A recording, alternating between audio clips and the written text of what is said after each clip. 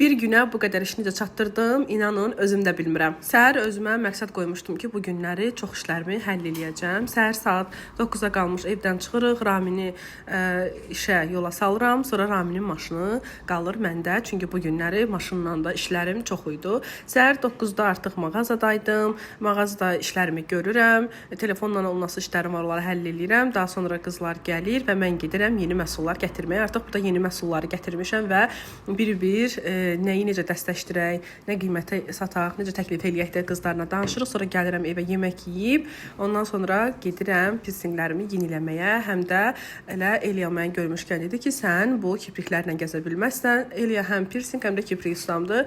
Ona görə biraz kipriklərimi də əl gəzdirdi. Ondan sonra gəlirəm mağazaya və gələn kimi başlayıram çay içməyə. Çay sevdam mənim danılmazdır. Qızlarla yenə də işlərimizi həll eləyirik. Mesajlara da baxıram. Yəni çatdırdığım qədər gün ərzində çalışıram ki, WhatsApp mesajlarına özüm də baxım. Çünki bəzi müştərilər olur ki, sırf mənim özümlə danışmaq istəyirlər və yenə də ətirlərdən yığıram. Heç bir zaman düşünməmişəm və deməmişəm ki, bu işi məni görməli deyiləm, bunu mənim əvəzim kimsə görməlidir.